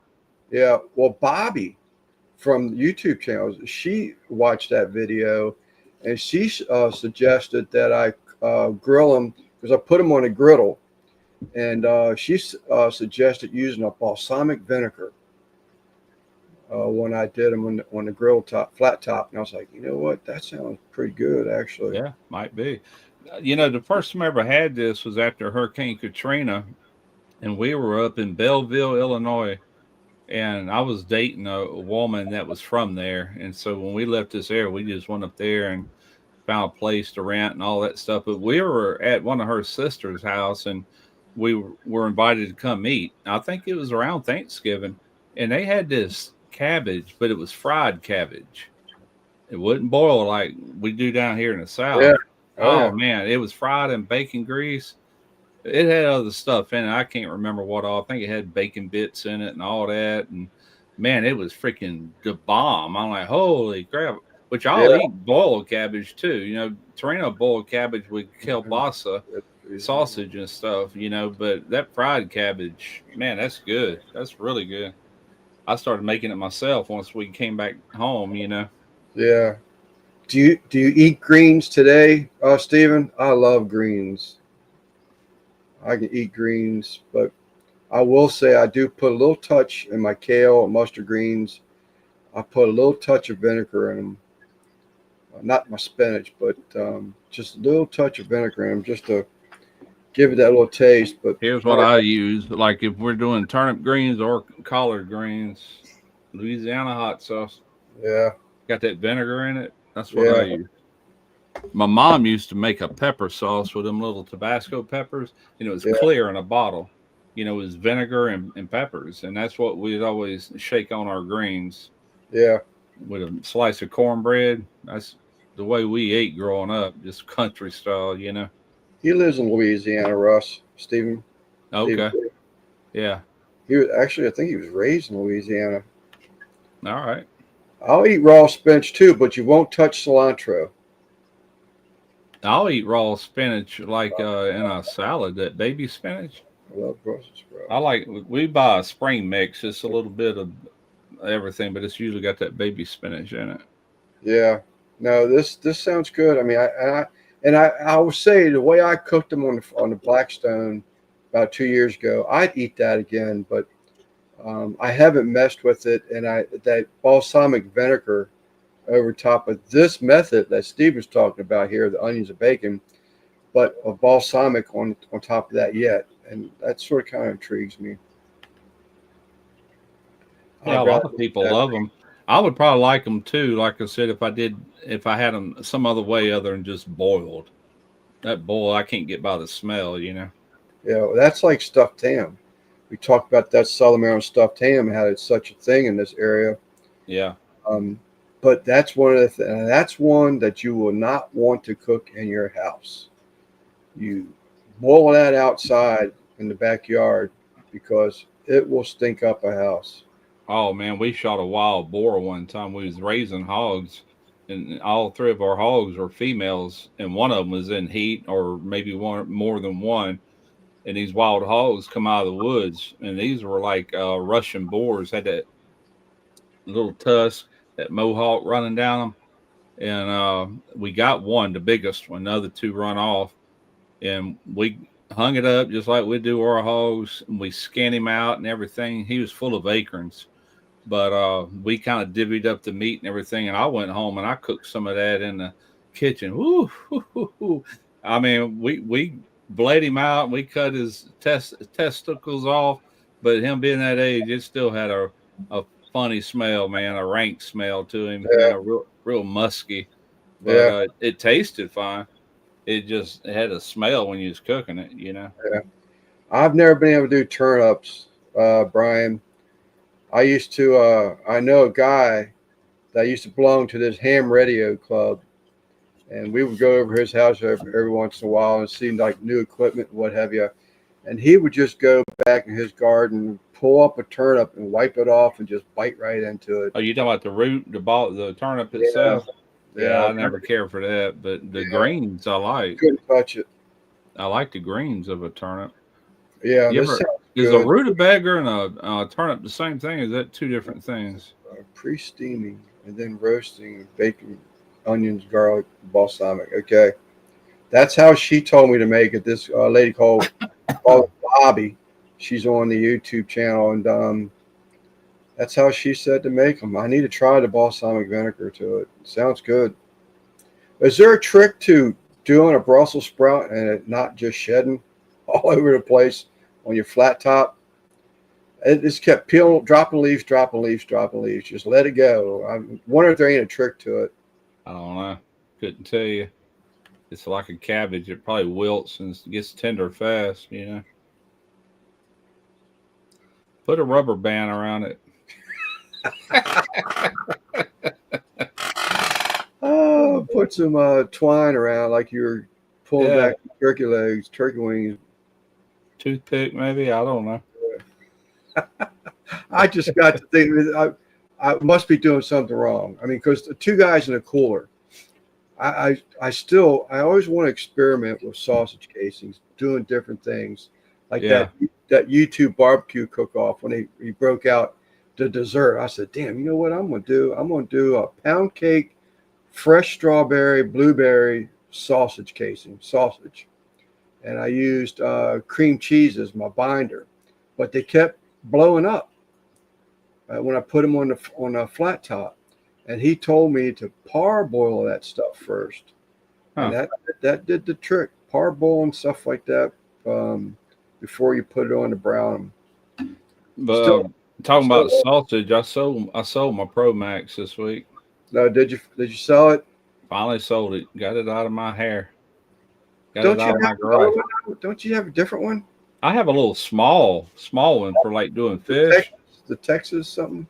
Yeah, Texas. I can't remember what the name is, but no, that Pro Max. I sold it earlier. A guy here in Seminary, Mississippi, up above Hattiesburg, bought it. He's real big into beef jerky. Even belongs to some jerky forums on Facebook and everything. I sent him a link to that last jerky video I did, where I used that vacuum tumbler and everything. I told him, I said, try it. I said, you'll probably be quite pleased with it. But I said, but I did it on this smoker. It does jerky up real good.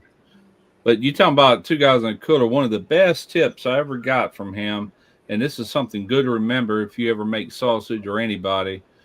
When you get ready to do your casings, you know to flush them out with water and everything. Most people clean them out, wash them good. Then they go to putting them on their horn and trying to stuff sausage. Before you do that, the night before you're going to actually make sausage, take those casings, flush them out just like you would, wash all the salt off the outside, and then, let's say you got enough meat for maybe 4 of them very long casings. Just guess at what you think, or guesstimate what you think you're going to need, and put them in a little container. But before you put them in that container, put some water in it and take 1/4 teaspoon of baking soda. Okay. Baking soda, and stir it up. Then put them in there. That next day, when you actually use them, man, it makes them so slippery, and they did. Plus, they won't blow out near as bad. That trick freaking work. Yeah, I won't do them no other way now. If you struggle like putting your casing on a horn, that'll cure it right there. Yeah, or just the blowouts, because I've only got a little 5-pound stuffer, and it's just me. Yeah. So, and I have had, driven into my head so much about these damn rainbow fish. I think they're spawning or something. They're all over the place, but about keeping the meat cold. So I think I have an tendency of taking that overboard. So when I got that little 5-pound stuffer and it wants to wobble all over the table, and you got one person there and you're trying to hold that casing, come off that horn, and you're trying to crank that meat, that's just, I think I'm just getting it too cold, so it's hard to come out that horn. Well, it ain't that it's too cold. You got to make sure it's plenty wet enough. You know what I'm saying? You got to make sure it's not, how am I going to explain it? It's not lacking in water or moisture. 10% water of the weight of the meat that you, let's say you started with 10 pounds of meat, you should roughly use, I say roughly, pretty accurate, you should be adding about 10% of water, 10% of the weight of that meat in water, Right. and I, that should get it to where it'll just slide right through them casings, yeah. And it could be, that could very well be. I mean, I've done the test where you pack in your hand, you turn it upside down, you shake your hand and all that, trying to come off. But, maybe it's too tacky. Maybe I'm going Well, too no, tough. you still do. It'll still tack up. That's that protein extraction. Right. But if you don't have enough water in there, and I tell you what's hard is if you don't get it enough for like snack sticks because they're hard to stuff, and you got to make sure you have the right amount of water in there. And I always use the milk powder that's made by a sausage maker. And what that's for is that helps retain moisture when you're actually making the sausage, smoking the sausage. It And there's no retains moisture. and Huh? there's no flavor to that. No, none. Have you None. ever? So I know you've made sausage. I've watched a number of videos, but Oh, have you plenty. ever done a comparison of a Prague one and no Prague one and like a breakfast sausage? Same recipe, same type of breakfast sausage, sage sausage, whatever you want to call it. I just call it country sausage. But one with a curing salt and the Prague one, or one without. No, because that's a fresh sausage. You wouldn't need a Right, cure in it. right. But I mean, I'm just No. curious, have you ever done the same recipe and done it No, just I see what you're saying to see if it changes the flavor. right? No, it's not going to change the flavor, but I will say this: you have to allow for that curing salt when your salt is figured on percentages too, like a 1.8% salt in a sausage, let's say. Well, you got to allow for the salt that's in that cure because 90 something percent of that pink cure is salt. The rest of it is sodium nitrite. Very small percentage is actually sodium nitrite.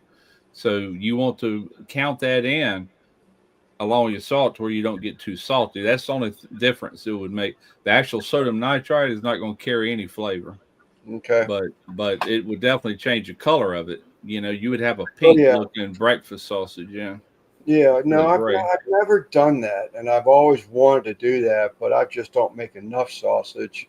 It's Yeah. just I'm tired of fighting that little 5 pound stuffer. If I run across a good deal on another, I really want electric stuffer like Ricer has. I just gave Derek mine, that real big one that I used last year. Yeah. He says he wants to make sausage. I'm done with all of that because I'm trying to wind this cooking channel up. You know that. But what I Right. did keep is that 11-pound one. It's got suction cups where Yeah. you pop it down, and I can sit there and put all my might into it, and it will not come up. Yeah. Well, you can actually buy them suction cups, but Yeah, I just didn't want to be honest with you. I just felt like anything I put into that little 5 pound stuffer, that little L&M yeah. I uh, got a little. No, stuffer, was just a waste of time, I money. had a 5-pound. I gave that to Derek too, Yeah. but he wants to make boudin. And if I make anything, it's going to be boudin, and I can do that with this little stuffer here. And I got that big 10-quart mixer. I don't even grind boudin. Well, I have. The last video I got, I'm actually grinding it, but you get a better texture if you get all that meat just so tender. When you put it in that stand mixer, it just shreds that meat. Yeah. You got Yeah. all your onions, and you put your rice in there, you shred it all, fill up your stuffer. It's the only sausage you'll ever make that you actually stuff it while it's piping hot, you know, which also helps pull that casing in tight, once you get it all cased. Yeah.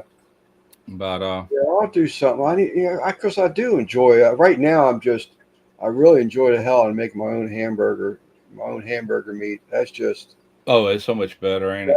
it's night and day. If y'all haven't just saved up your scraps, Yeah, and if you haven't made your own hamburger, please, you owe it to yourself to try it at least once. absolutely. It is so good. It was like night and day. And in my recipe, I add that depending on how much trimmings I have to how much jalapeno bacon. they'll actually grind up into it too. I just Yeah. absolutely love that recipe. I took some took some up the road the other day, and even they said the same thing about how well it is. I'm getting pretty low in the freezer right now, but I absolutely love that. And that was George that told me that about making putting grinding bacon into the hamburger. Oh, I gave Derek my grinder too the other day. That big, All right. nice one. I gave him all that stuff. I said the only thing I'm gonna make, if I make anything, is gonna be boudin. That's all I'm interested in. I got what I need for that. Don't need a Yeah. grinder. I gave him all that. I'm just tired of it taking up room. It's just like this stuff sits here. It ain't been used in a couple of years. I did a sausage series back when they sent me that PK 100. Then I turned around when they sent me this Pro Max and did some more stuff. Not to the extent I did when I had the PK 100, but if you count up all the sausage videos on my channel, it's quite a few. Yeah. I used to want that Pro Max so much, man, but it just when they changed it, and I guess tariffs or whatever else you want to blame it on, it just got out of touch for me as far as pricing. Do you know how much that grill is right now?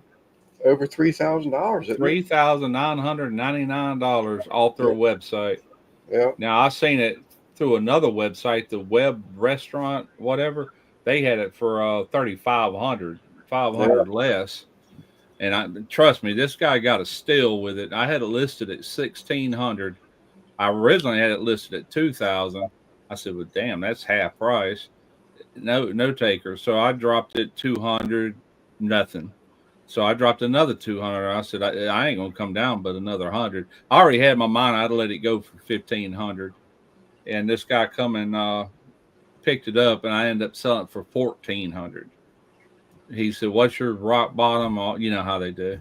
Right. And I said, if you'll take it right now, I'll help you load it up. I said, I'll let you have it for 1,400. So he got one heck of a deal. That sucker still look brand new. It's got a brand new burner in it. It's got a brand new Just control head put a on it. burner in it.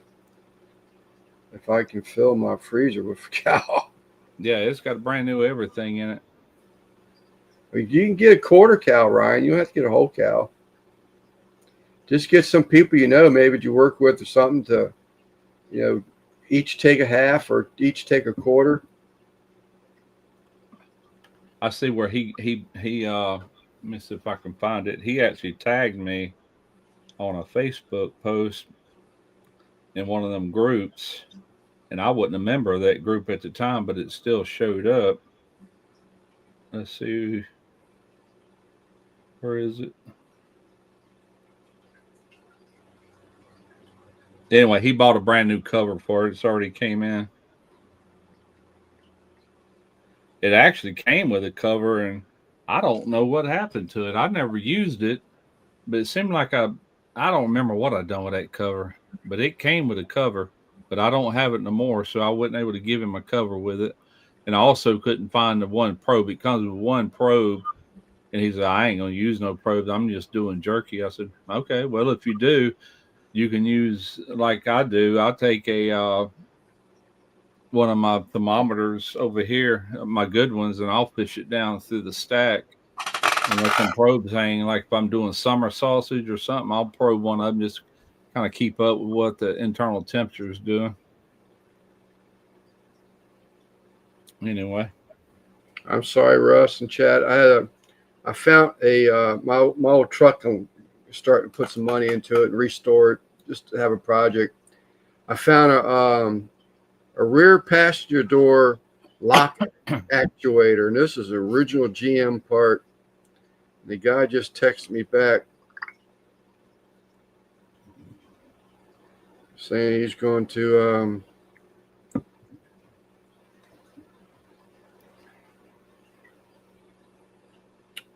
ship it out to me. What is it? An actuator? A door lock actuator. Door lock actuator. Okay. I've never seen one, and this is an original GM. What's that for? The diesel? They're going so crazy over here. Yeah. They're bouncing off the damn lid of the tank. Huh. How you spell emoji? EMOJI? Emoji. EMOJY? JI? Yeah. Okay, send me the address. And do you prefer post office, UPS, ground? I hate USPS, but I get a lot of stuff delivered that way. Ain't got no control over how Amazon ships. I ought to just drive over there. He's about an hour and a half one way, but all right, let me catch back up to the chat. Jenna makes pre-steaming. I already read that one. CV. Good guy. Okay, that's where I left at. We bought some of that Conecuh bacon. Man, that stuff's good. I think I said that last week. I didn't know they made bacon. I was watching a video and somebody's talking about how good the Conecuh bacon. I said, Conecuh bacon? I knew they made sausage. They've been making that for, golly, 50 years or longer. Straight out of Conecuh County, Alabama. That sausage, I did those pig shots. That's that one I told you about, that sweet and something. Mm-hmm. Out of where you're at, up there, near up there where you're at. How was it? Oh, I love it. That guy that we were just talking about earlier about how he likes to tell those stories that just passed away about a month ago, 2 months ago. Yeah. He had a buddy in Mississippi, and they would ship him just packets and packets and packets of that sausage because Dale loved it. Dale owned a pool and patio. I'm sorry, not pool, but patio store, fireplace and patio store. So he loved to do grilling and stuff like that. Yeah. And this guy would, his friend in Mississippi would send him some of the sausage. Whenever I did work for Dale, he would always pull in the freezer before I left, and he'd reach over and pull off one of those plastic bags where everybody saves them in these things, and drop 2 packages in there, and had cash in his hand. So here, and then here you go, send me home with that stuff. But man, it is so good. I love that sausage. That with some sliced potatoes and onions. Oh my God. Sounds good. Yeah, we've always bought that Conecuh sausage. My dad used to say back years ago, back when he was alive, that sausage reminded him of the sausage they made when he was growing up. You know, they slaughter their own pigs, make their own sausage. He said it smelled like what it came out of them old smokehouses they used to have, you know. Yeah. He loved it. I like it. We buy it all the time. We had some red beans and rice earlier this week, and that's what we use, Conecuh sausage. Cut up little bite-sized pieces. I can remember, you talk about that smell. I can remember my grandparents in North Carolina having a smokehouse out in the backyard, and it was a big smokehouse. Yeah. I remember just walking by there, and I still smell that smell. I've always wanted to put something a little small, probably like a, I don't know, 4 foot square or smaller. And I started to. I got a little cold smoke unit and everything, but I've never done it. Yeah, I used to think about it, but I just never have, and I'm definitely not this late in the game, But yeah, that's what's nice about them electric smoke houses. You just get done with, you can roll them in the garage. You know what I'm saying? Right. Now they're not going to hold the same amount as like a real smokehouse, but they do a good job, though. That's why I was telling him. I said, this runs off of sawdust, and I told him how to make sure it's wet, but not holding water. And, I said, I really questioned wet sawdust when I first got this thing, thought it would put out an acrid smoke. I said, because one thing I've always been a firm believer in is you want your wood good and dry. You don't want green wood. You don't want wet wood because it gives it an acrid flavor.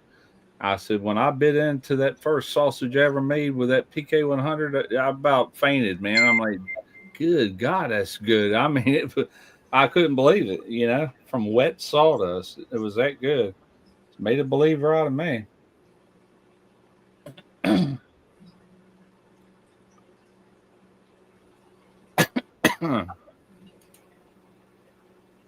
That smoker he's got, it'll actually get up to 300 degrees, where that PK 100 would only go up to 250.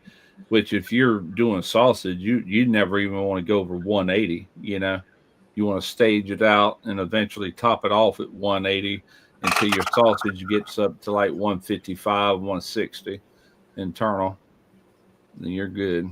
You're golden. I like 41 sausage making it. Man, it's a lot of work. the cleaning. Yeah, cleaning The up all the cleaning. stuff. Good gosh. Yeah, I enjoy it. When I was younger, man, that's when I really wanted to do it. When I was full of energy and everything, and I couldn't afford all that stuff back then. Yeah. Matter of fact, if it wouldn't have been for that YouTube channel, I wouldn't have probably ever got into it. All this stuff was sent to me, you know, from smokehouses, and I mean, I bought some of it. I bought the grinder, and I bought this stuffer. They sent me that electric stuffer, you know, but just them being able to give me a smokehouse, I didn't mind spending money on everything else. You know, it's peanuts.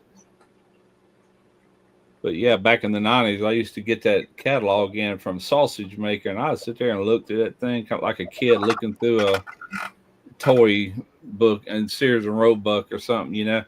And I would just sit there and like, oh well, can't afford that, can't afford that. Yeah. And eventually it all happened, but I wish it would have happened then when I was a lot younger, you know. I got lucky just a couple years back when the Rona was going through, and that it put that barbecue store out of business. Yeah. And the guy, I mean, the guy he's a farmer, and he prefers just to slaughter pigs, you know, and raise up pigs and slaughter and butcher them for the meats. But that's what he went back to. But that's where I got 90% of what I have. This guy was happy to see someone that wanted to use it and put it to use. And I got everything for, you know, I don't know, a quarter on a dollar. I mean, I don't know how else to say it. I mean, that LEM Big Bite grinder. That's a good one. The tumbler, 22-inch or 2. Yeah. I still got that big mixer that hooks. I should have gave that to Derek because that hooks to my grinder. Yeah. You can take all that grinding head off of it and push it into the mixer, and it'll sit there and turn that mixer. Yeah. You know, this one do the same thing. I got that mixer tumbler, got that little 5-pound, my tables, that big commercial slicer, the other table that sits on. I got all kinds of ladles, spoons, straining spoons. I just got so much stuff from that man. You ought to put it to use, man. Yeah. Yeah. What I was getting into, that first sausage series I did, since PS Seasoning, they're the ones that sent me that PK 100, which it's actually Pro Smoker. But Pro Smoker is a sister company to PS Seasoning. That's what the PS stands for on their seasoning, Pro Smoker Seasoning. But I used all their sausage kits when I first got that smoker. Everything I did. So when I got this Pro Max, I wanted to develop my own recipes, and I did. And man, they were all good. That German bratwurst I made, Tarina absolutely just loved it. And I said in that video, I said, you won't find this in a store nowhere. And you won't, man. It just had really authentic flavors, you know. Well, that was one you got from Mike, Texas Reds. Yeah, that was good. Yeah. I've never done a Texas Red yet. Yeah, those are hot guts, Texas hot guts. That was a really good recipe. I still got all them recipes. Doubt I ever make it again, but I got them. I did those beef sticks. I actually dry aged the beef. You know, when I made that to intensify that beef flavor and everything, and it turned out good. What'd you ever do with that dry ager? I still got it. Do you? Yeah, we keep use it for an ice machine or something, or Coke soda. No, we use it for a little mini fridge right now. Right. But it's an actual dry ager. It can adjust its humidity and everything without having to add a water pan and a fan and all that. It's all built into it. it actually takes the moisture from the meat, and somehow it reaches that right humidity that you got it set at, and anything above that, it'll dehumidify it somehow. I don't know how it works, but it works good. It's just real small, you know. Right. But yeah, I'm gonna hang on to that. Okay. Might Brian, buy I one. just got it. Got that actuator shipped to me. GM old stock for $41.98.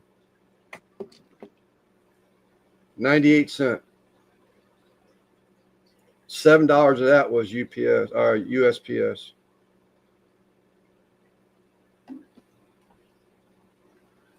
I can also send you an invoice. Give me your email.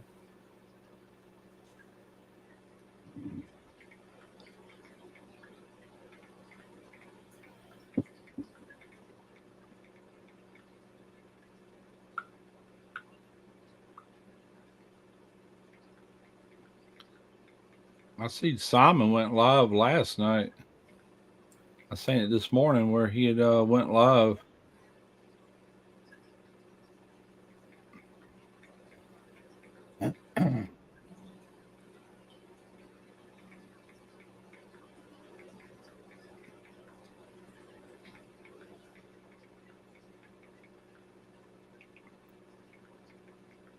Sorry, chat.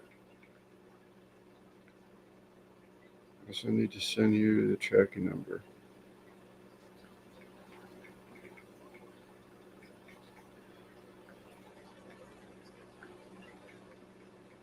I think I'm gonna grow my beard, just keep going and going. I'm gonna look like a gnome. I told Trina, I said I'm gonna look like a gnome,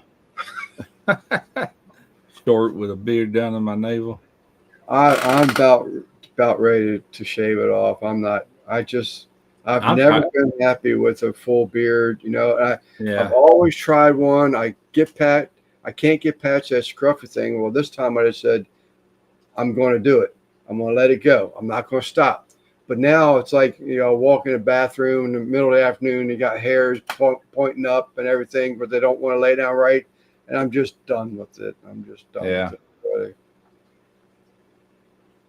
yeah. I'll probably do the same thing I always do. I might. I don't know. We'll see.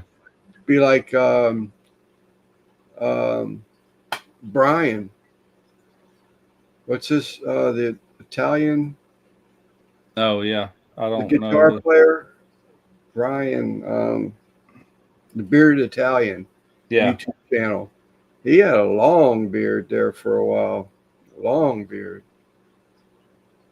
I never had a really long full beard. I've had this goatee down to about right here before. You know, in the Yeah. last 5 6 years, I've done it a few times, but I've never just let this grow. You know, It's getting it close. grows so fast. It's like Yeah. I don't want it to get shabby. I still want it to look shaped up. I'd have to go somewhere. I suck at trimming a beard, man. Yeah. Oh, yeah. I use that razor that has adjustable head on it. Yeah, Different. I got all that, but still, That's I all I can't use. quite see what I'm doing. You know, it's like I'll just find me a good barber that trims beards good. You know, Yeah. I I haven't been got to a that. barber Next and thing I gotta do is get a haircut too. I haven't been to a regular barber shop in 20 years. Tarina cuts my hair. It's all She'll right. she'll take a pair of clippers and buzz it real short. I mean, what's left, you know, in the sense paying nobody. Yeah. But if I got my beard, you know, looking or got somebody that can make it look good but long at the same time, I would probably do that. Yeah. Look at CJ, Mom and Papa Joe's. I mean, that looks like someone sit there with a pair of tweezers. Yeah, yeah, Just pull their hair and just trim them, let them snap back. That man's beard is perfect. yeah. I'm wondering if that's not why he trims damn brisket so well. I'm just kidding, of course, but when he trims a brisket, um, I mean it's like absolutely perfect. There ain't CZ top Russ. It's absolutely perfect. His beard reminds me the same thing. It's just his beard don't have a hair out of place. But Yeah. I break out so bad on my neck and all. I was sitting there thinking, I said, if I grow this beard like fuller, I wouldn't even shave all this up under here. You know, I get ingrown hair is bad, and that would cure that. Normally, I trim. I can't tell what I'm doing. I trim it nice and even, but I'm letting all this grow. I said, screw it. I ain't worried about it.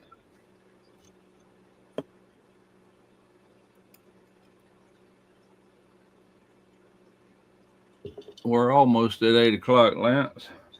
Yeah, this guy's constantly messaging me.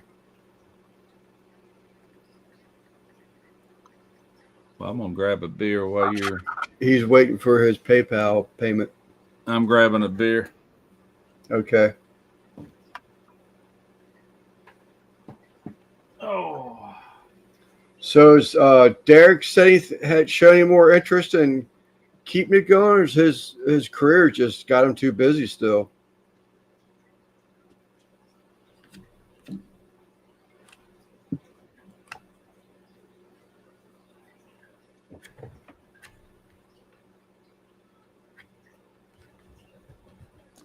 Did you hear that one?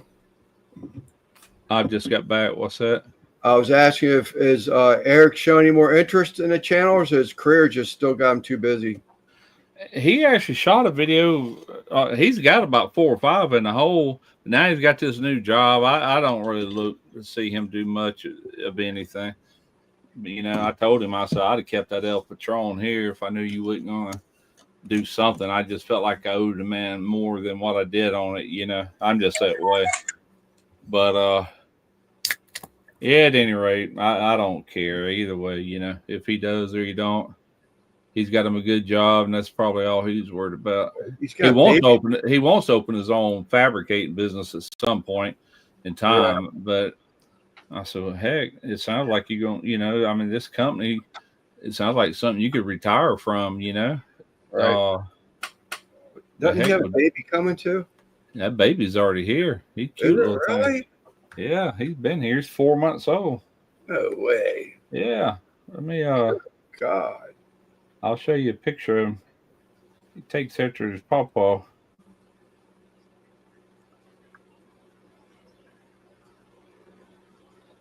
Let's see here. God, that time has flown by. Yeah. Jeez. Here he is right here. 4 months old. Yeah, look at him. He got pawpaw's eyes. I know that. Yeah, look at him. He's happy too. Happy baby. Yeah. Jeez. Yeah. His name is they call him Rex. His name is Colton Rex Jones. I like the name. Yeah, I do too. That's Derek's influence. Cowboy. Derek used to ride bulls and stuff years ago. Yeah. But yeah, I don't know if he's ever going to or not. And you know, I was going to quit doing any videos at the end of the year, but like I said, if Fits and Spits keeps sending me a check every month, I'll probably. It's only once a month. You know what I'm saying? Right. That's not that bad. I'm not making any money off that channel no more. I mean, all that's going to Derek. And Terran's like, you should have signed that over to me. I said, well, then we'd still be, you know, having to pay taxes on all that. She goes, well, it'd be in my account. I said, I'm on your account. I said, but the 1099 would be in your name, not mine. Right. You know, but I said, it's too late for all that. I ain't about to change it now. Yeah. You ruffle some feathers at this point. Yeah, I ain't worried about it. Yeah, that's a shame. I mean, I was curious. We had him on that live that one night. I was, you know, I liked the stuff that he was saying, you know, the things he was going to talk about. Sourdough bread, man, that's one thing that I'd love to see, you know, start watching some of that stuff. But, you know, I'm the type of person where I don't like just to go watch something, because if I don't know how to do it, yeah, how do I know they're telling me the right way to do it to begin with? Right. So, and that's like if I ask you a question about welding, I know I'm going to get a straight up answer out of you. Yeah. And I'm not looking for the something that's going to do it quicker, easier. You know, if it's old school, it's old school. You know, I want to know how to do it right. That's the most important thing to me. But that's why if there's something I don't know anything about, I'll watch more than one video and I'll research the fire out of it until I get the right answer, because there are so many channels that give you bad information on Oh, any subject. I don't care what it is. yeah, no, agreed. But yeah, here the difference is I started that channel. I did, and I'm the one that put all that effort into building it to what it is today. And he didn't. It's like he'll never be passionate about that cooking channel like I was, because I built it from the ground up, to where it's at. It's 307,000 subscribers. People do way better than that, but a lot of them don't even come close to that. So I feel pretty good about it. I, Oh I yeah, feel like it was I mean, it's steadily growing. You know what I'm saying? Just by me only putting one video a month out, cooking video, and I might do, like if I just gotta have something from Vivor. You know what I'm saying? all right, I'll throw that. I ain't worried about it. People yeah, might get sick of saying it, but I ain't doing it for people. yeah. They tick me off, but I understand it. If you're a small channel, you're a small channel, but come on, man. All I wanted to know, $200. They gave me an allowance of 100. What I wanted, but everything was $100. I didn't want to get stuff. What's up, George? Yeah. I was just What? talking about you earlier, George. I tell you what, they were kind of hesitant about giving me anything for the Skill Savvy channel, but I've been selling stuff off of there, and Right, they realize, like, even though I don't get the numbers like I do on my cooking channel, that I can still make sales. And so they don't blink an eye. If I want it, they'll send it. I just got a 20-ton porter power in here. That box is heavy. It's got wheels on the box to where you can roll it right, around. right. And I've been thinking about getting one for a while. And then I built this table, and the whales drew the legs in just a little bit. But I'm like OCD with it, because I was dead nut square all the way around when I tacked all that off. But welding is gonna pull. Right. I put these corner pieces, and by the time I welded all that out, so I'm gonna take that and I'm gonna right back out with that porter power. What's that? Gentleman just came in here in the chat. That's what I was talking about earlier. Oh, okay. I was getting him a Christmas card put together and So I asked them chat. if they'd send it, and a lot of times they used to be bad about, like, well, we can't send you that one. Can we send you this one? Because they always got multiple prices on different ones. Like the 20-ton is their biggest. They also had a 10-ton. Well, they had a 12-ton and a 10-ton. And I think all the way down to a 4-ton. And but she didn't. She goes, okay, all right, cool. I gotta shoot that video one day this week. I got to edit tomorrow, the one I shot today. Tuesday, I'll probably go out there and fool around with that. Then Wednesday, I'm watching Stranger Things. It's coming on the 26th. This is one of the grand finale is, like, I think the New Year's Eve or whatever. There's going to be some videos now. And when? In December. And oh yeah, sometime in December, and then in January. Then it'll be it. That'll be the end of it. Mm-hmm. Sounds crazy, I know, but I've gotten into that show so much. Yeah, I just got out of TV shows some years ago and don't really. YouTube is what I sit here until my legs get sore, But. Yeah, I do too. That's what I do during the day when I ain't got nothing else to do. I don't even look through my subscriptions. I look through recommended, and it recommends things that I'm currently watching. Now you can watch one thing off the wall, and your whole thing changes. So I'm careful about what I look at. You're so correct. Russ, I want to go ahead. I got this guy waiting for me to send him PayPal money, $42 for that door lock actuator. Yeah. Okay. If I get the money, he'll ship it out tomorrow. Okay. Cool. Appreciate you coming on here. We're about 2 hours in. Yeah. I do appreciate you. I love it when you're in here, man. We have some good conversations. Chat. Appreciate y'all again coming into the chat another Sunday. I think we're almost 4 years into doing this Sunday stuff. But wow, that's crazy. I think it's pretty close to it. I haven't looked at it, but I think it's pretty close. But damn, we grew old doing this, Lance. I know it. George, We were old already. What? George, I'm sorry you just popped in here, buddy, but we're getting ready to cut out. And if I don't keep it under control a little bit, then Mr. StreamYard's going to want more money from me. So Yeah, between him and StreamLab, I try to keep him within line. balanced out. Yeah. Well, we appreciate it all, y'all. We'll see you again next Sunday. We got Yes I Can Barbecue on Tuesday. We got Dez, Peaceful Dez on Friday. We got Double Dog on Saturday night. So we'll see you all around. And we got George. I don't know how consistent George is going to be in that last live.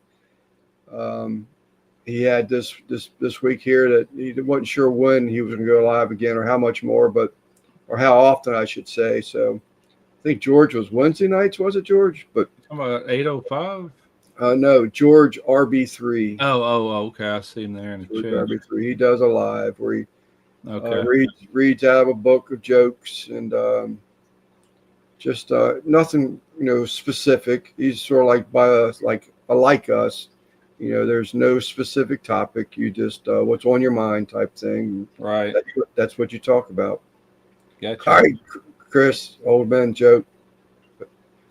Thursdays, fishy dad jokes. That's it. All right, Well, chat. All right. We'll see y'all later.